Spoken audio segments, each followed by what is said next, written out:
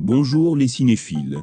Dans cette vidéo, je vais vous dire quelle est la meilleure nouvelle série, sortie récemment en 2022 à voir absolument.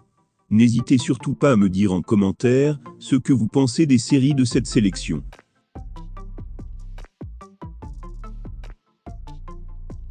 La série se déroule dans ce qui semble être les années 1960, dans une version fictive de Londres, en Angleterre. Alfred Pennyworth a 26 ans et vient de passer 10 ans dans l'armée britannique. Il démarre sa propre entreprise, Pennyworth Security, avec quelques-uns de ses anciens camarades de l'armée, mais malheureusement pour eux les profits ne sont pas au rendez-vous.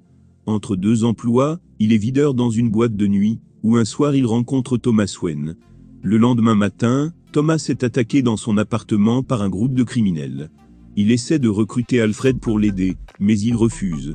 Ce n'est que lorsqu'un officier du groupe de criminels kidnappe sa petite amie qu'il décide de s'impliquer.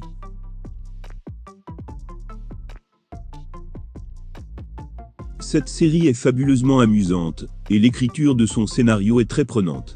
C'est à la fois humoristique et émouvant.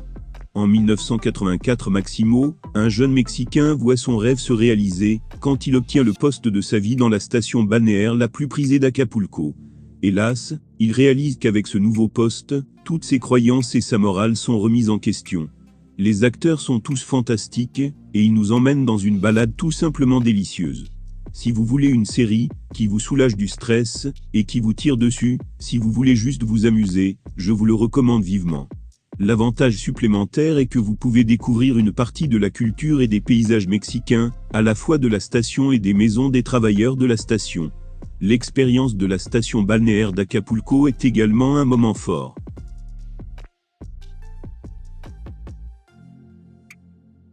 Rose Hathaway est un vampire, un hybride mi-humain, mi-vampire dont la mission est de protéger les Morrois, qui sont des vampires mortels. En particulier, Rose a juré sur sa vie de protéger sa meilleure amie, Lisa, qu'elle a connue depuis toujours. Après avoir fui leur école, une académie spéciale pour Morrois et vampires pendant plus d'1 an, Rose et Lisa sont ramenées dans le monde dangereux et terrifiant du lycée.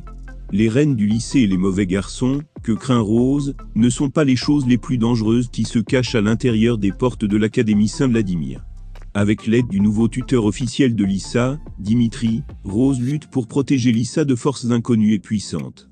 Pour terminer, cette série est basée sur la série de livres intitulée Vampire Academy de Richelle Mead, et est remplie de rebondissements époustouflants.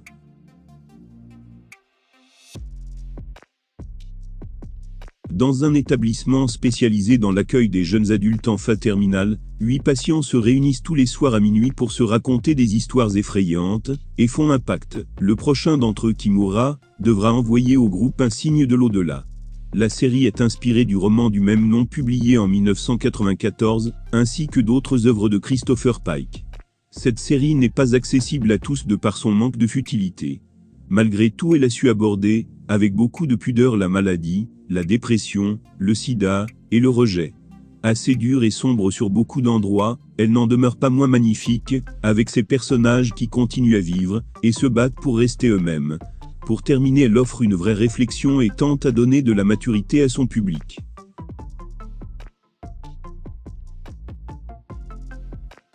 L'histoire se déroule pendant l'occupation romaine de Germanie, dans la dernière partie de l'an 9. Les Romains avaient occupé la région pendant 20 ans, et les tribus germaniques sont opprimées par les lourdes taxes et demandes de tribus de l'Empire. Les tentatives de former une résistance germanique unifiée sont entravées par de petits combats internes entre les chefs tribaux, et les aspirations égoïstes de certains membres de la tribu désirant la paix avec Rome. Arminius, un soldat dans l'armée impériale romaine, est un membre de la tribu germanique Cherussie, qui a été donné en otage à Rome quand il était enfant, avec son jeune frère Flavius, par son père, pour assurer la paix entre sa tribu et Rome. C'est alors qu'il retourne en Germanie, pour aider Publius Quinctilius Varus, son père adoptif, à maintenir l'ordre dans la région. En voyant les atrocités infligées par les soldats romains à son ancien peuple, il devient le nouveau chef de la tribu Cherussie, et déclenche une rébellion en unissant enfin les tribus, avec l'aide de Thusnelda et Folquin, ses 2 meilleurs amis d'enfance. Cette série est vraiment captivante du début à la fin avec ses multiples rebondissements. Si vous cherchez une série historique dans la lignée de Vikings, je vous le conseille personnellement.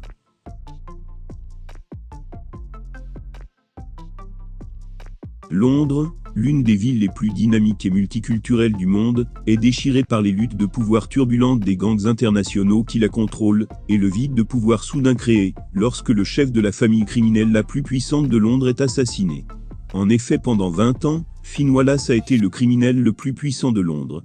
Durant cette période, des milliards de livres circulaient chaque année dans son organisation. Mais maintenant il est mort, et personne ne sait qui l'a tué. Avec des rivaux partout, c'est à l'impulsif Finn Wallace, avec l'aide de la famille Doumani dirigée par Ed Doumani, de prendre la place de son père. Comme si la situation n'était pas déjà suffisamment dangereuse, l'arrivée au pouvoir de Finn provoque des ondulations dans le monde du crime international et dans les rues de Londres. Ainsi, ce monde des profondeurs se compose de la mafia albanaise, des combattants de la liberté kurde, le cartel de la drogue pakistanais, le gang des Gallois et divers autres groupes criminels. De plus, au milieu de cela se trouve le nouveau venu Elliot Finch, un policier en civil, qui a infiltré l'organisation de la famille Wallace. La série suit les aventures de Finn Wallace et d'Elliot Finch tout en nous donnant des frissons, avec ses scènes de violence hallucinantes.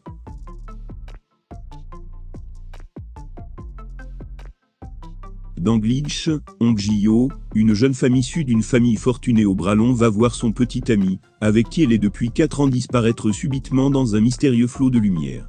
Cherchant à le retrouver, elle va s'associer avec Eobora et les autres membres d'un club de passionnés d'OVNI, qui, se servant de leur clavier comme une arme, vont finir par mettre en lumière un complot délirant.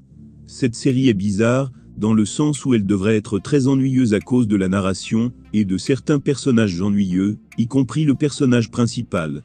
Néanmoins, elle parvient avec son histoire originale à régaler les spectateurs.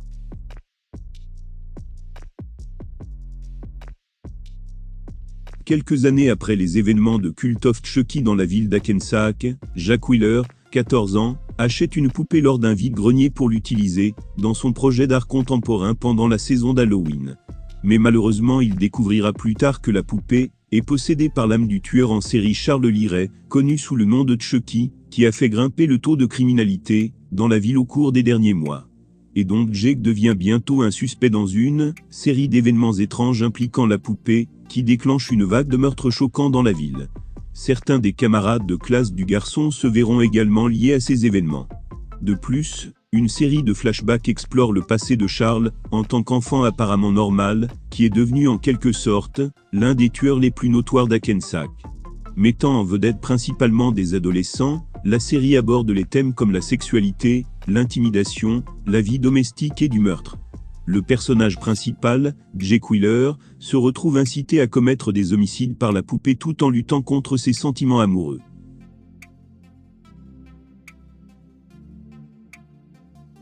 Après plus d'1 an depuis sa première annonce, Les Winchester est enfin arrivé sur nos écrans.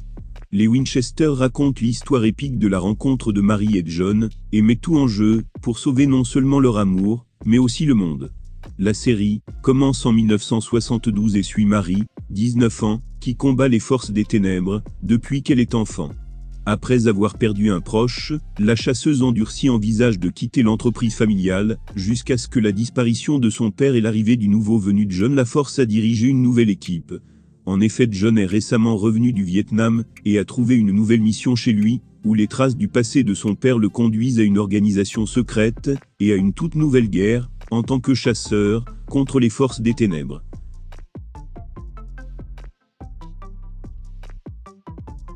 Amy est une Texane qui explore l'Italie et essaie de découvrir ce qu'elle n'aura peut-être plus jamais le temps de découvrir, en prenant des cours d'art et en essayant des plats incroyables. C'est alors qu'une rencontre fortuite avec Lino, un chef italien, l'amène à la romance de sa vie. Avec son amoureux, elle se lance dans une vie à deux pleine d'amour, mais ce n'est pas sans mal. Les parents d'Amy veulent qu'elle retourne à l'école de droit, tandis que les parents de Lino ne sont pas sûrs qu'il épouse une femme noire d'Amérique. Malgré tout, les deux persévèrent, se marient et continuent de subir ce que la vie leur réserve, même lorsque les choses deviennent difficiles. Ainsi, quand il s'installe en Amérique, Lino a du mal à trouver un travail qui le satisfasse. En Italie, il était chef dans un restaurant, mais il a du mal à percer dans ce domaine aux États-Unis. Il commence à travailler comme serveur, mais il se débat avec le fait qu'il ne puisse pas faire ce qui le passionne vraiment. C'est alors que la vie du couple prend un tournant, lorsque Lino reçoit un diagnostic de cancer. Ce qui était censé être une vie idyllique s'est transformé en rendez-vous chez le médecin, et en traitement contre le cancer tout en essayant d'élever une jeune fille. Pour terminer, vous devrez regarder la série pour voir comment Lino et Amy surmontent leurs obstacles, et comment leur amour l'emporte.